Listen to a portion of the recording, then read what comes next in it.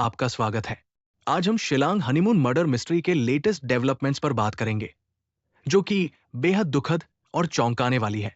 राजा रघुवंशी की मौत और उनकी पत्नी सोनम के लापता होने के बाद से ही ये केस सुर्खियों में है। जी बिल्कुल, ये केस वाकई में बहुत ही दिल दहला देने वाला है। एक हनीमून ट्रिप जो खुशी से भरी होनी चाहिए थी, वो एक भयानक हादसे में बदल गई।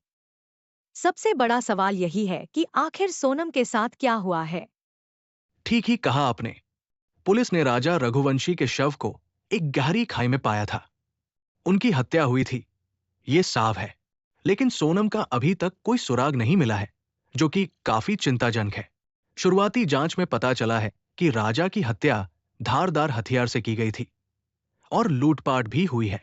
और खाई में राजा के शव के पास से कुछ और भी चीजें मिली थी, जैसे एक महिला की शर्ट, एक दवा की पट्टी, मोबाइल की स्क्रीन का एक हिस्सा और एक स्मार्ट वॉच।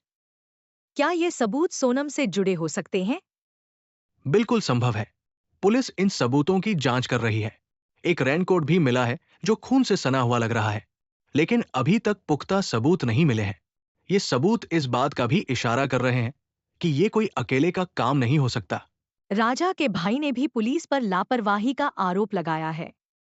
उनका कहना है कि एफआईआर दर्ज करने में देरी हुई और होटल मालिक, ड्राइवर और गाइड से अभी तक पूछताछ नहीं की गई है। यह भी बहुत गंभीर बात है। हाँ, परिवार के आरोपों को भी पुलिस को गंभीरता से लेना चाहिए। इस मामले में पारदर्शिता बहुत जरूरी है।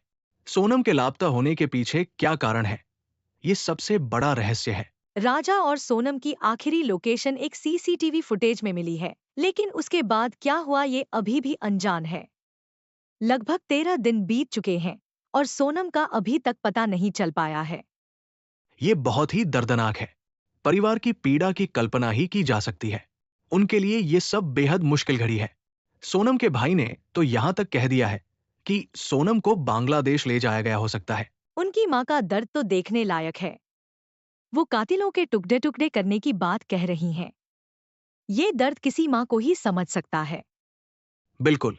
और ये भी बात सामने आई है कि राजा की हत्या करने वालों की संख्या एक से ज्यादा हो सकती है। उनकी जैकेट की फॉरेंसिक जांच की जा रही है।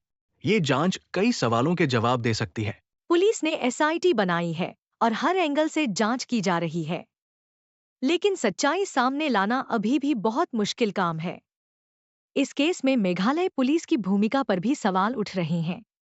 जी हाँ, इस मामले में मध्य प्रदेश सरकार भी मेघालय सरकार से लगातार संपर्क में है और सीबीआई जांच की मांग भी उठी है। उम्मीद है जल्द ही इस केस का पर्दाफाश होगा। परिवार की यही दुआ होगी कि सोनम सकुशल घर वापस आ जाए। ये केस हमें यह भी याद दिलाता है कि पहाड़ी इलाकों में सफर करते समय हमें अपनी सुरक्षा का खास ध्यान रखना चाहिए। एक सच्ची बात कही आपने।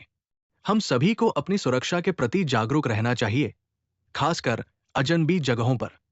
इस केस से सबक लेते हुए हमें सतर्क रहने की जरूरत है। और हम सभी को इस परिवार के प्रति अपनी संवेदना भी व्यक्त करनी चाहिए। ये घटना बेहद दुखद है और हमें सबको इस मामले में न्याय मिलने की उम्मीद रखनी चाहिए। बिल्कुल सही।